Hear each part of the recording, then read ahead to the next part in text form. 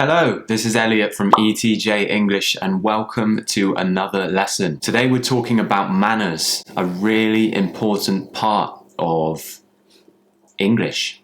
Whether you're coming to England, whether you want to learn more about British manners and the way we do things, generally this video will give you a better understanding of me and my people, the people from my country.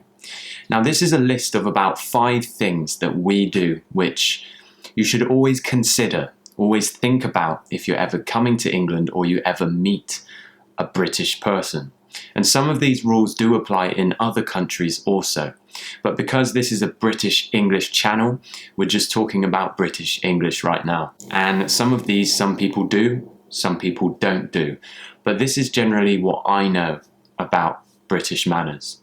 So first of all, number 1 is quite an obvious one, shaking hands. Now we always, whenever we meet anyone new, any new people, usually it will be considered a good thing to do to shake hands when we meet them. Now some good tips on shaking hands.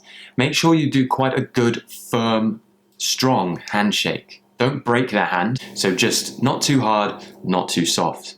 And usually when we handshake, it's a rule that I've been taught by my family and in jobs with work, is that you should always look into their eyes when you shake their hands. It's not a rule, but it's just something I've always been taught. And a smile is another thing which is always used a lot. We smile to each other when we first meet each other and we'll say, "Hi, how are you?" and shake hands. That's usually a general British meeting conversation. That's how it begins. And that is part of our manners, shaking hands and smiling. And number 2, this involves doors. You know, the doors that we get in and out of to go into a new room or to leave a building. Let's say that you're walking through a door and there's somebody close behind you. Maybe you don't know them, maybe you do know them. But usually it will be considered good manners to open the door and let the other person walk through also. Instead of just walking through and letting the door close in their face. Some countries do things differently. I've been to countries where people don't do this. They don't hold doors open for people. But in my country, you might be thought of as slightly rude if you don't do this. You don't have to do it, just like all of these points, but it is still something which you're expected to do. And number 3 is queuing. Or as Americans might say, getting in line. Now queuing is when you queue up in a line, person behind a person, behind a person, behind a person. We do this when we're in a shop and we want to buy something from the till, when we're queuing to buy tickets, when we're waiting to enter a building. We will queue behind each other. I've been to countries, once again, where queuing doesn't exist. People just walk up, they'll push in front of each other. Push in means to walk in front of the person who is in the line. And a lot of people do this, you know, all over the world. But in England, if you walked in front of someone in a line, it might cause some problems. You don't want to upset anyone. So the best thing to do is just join the line behind the person at the back. And this is something which is also considered good manners, to get in a queue if there is one. Number 4 is a little bit of a strange one. It's only because I've travelled a bit and I've noticed things that other countries do. In my country, we don't spit in the street. We usually cover our mouths when we cough or when we sneeze.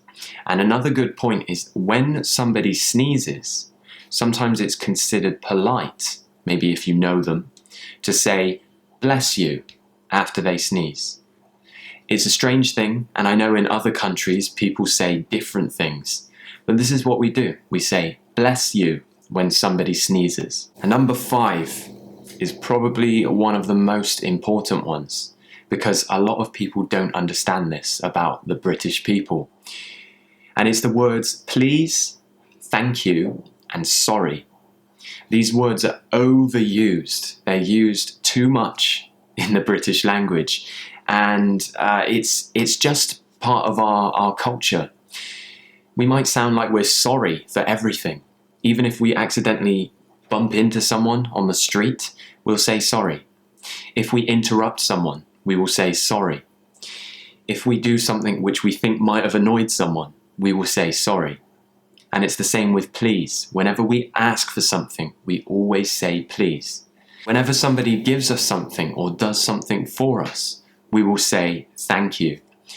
These words show how polite we are, and I think we take it a little bit too far. But if you don't say please and you don't say thank you, then it can make people think that you're rude. And we're talking about manners here, and we're talking about British manners. So make sure you use please, thank you, and sorry. Maybe don't try and overuse them. Don't use them too much. But always think about these words, and think about whether you might need to say them. There's an old saying which is used, and it's when in Rome, do as the Romans would do. And this is simply what I'm trying to teach you. If you come to England, just act the way we do. Do the things we do. Have the same manners as we have. Still be yourself, but you'll be able to have better conversations, better English practice, and make more friends if you have some of these simple skills, and you'll be more like a native. So that's just about it for this lesson. I hope you found it helpful. I will be coming with some more grammar videos soon and some more general English lessons for you. This was just a bit of a different video for you today. Please send me any suggestions you have, and in the comments I want you to write to me and tell me what other kind of manners what kind of rules do you have to follow in your country? How different are they to England? Please share in the comments. I'd love to find out what your rules are in your country, the kind of social rules. Thank you very much for watching. We finally reached 1,000 subscribers now here on this channel, so thank you to everyone who has joined. Please give me a thumbs up if you enjoyed this video, and I will see you all in the next lesson.